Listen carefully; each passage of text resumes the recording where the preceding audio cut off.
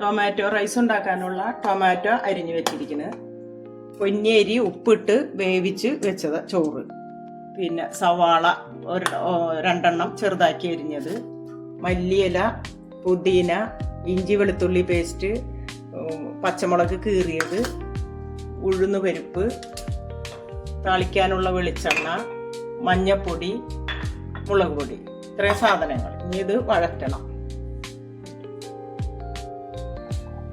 രണ്ട് സാധനങ്ങളും കൂടി ഇതിൽ മറന്നുപോയത് ഇത് പറയുന്നത് കടുകും കായപ്പൊടി, വെളിച്ചെണ്ണ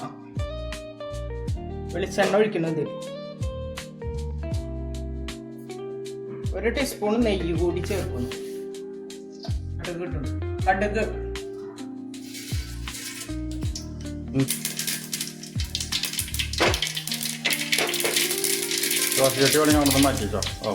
പരിപ്പ് കുറച്ച്,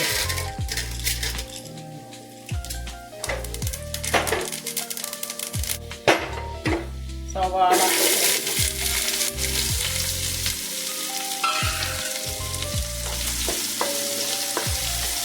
ഇഞ്ചി വെളുത്തുള്ളി പേസ്റ്റ് ചേർക്കണം, കീറിയ പച്ചമുളക് 2 എണ്ണം,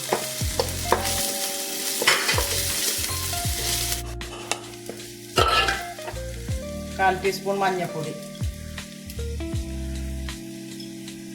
ഇതിലേക്ക് ഇടുന്നു.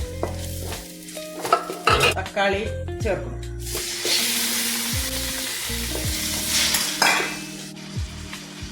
കായപ്പൊടി ചേർക്കണം.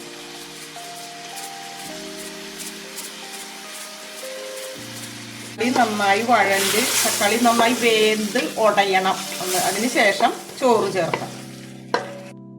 ടൊമാറ്റോ നന്നായി വെന്ത് ഇതായിട്ടുണ്ട്. ഇനി അതിലേക്ക് വേവിച്ച് വെച്ച ചോറ് ചേർക്കും.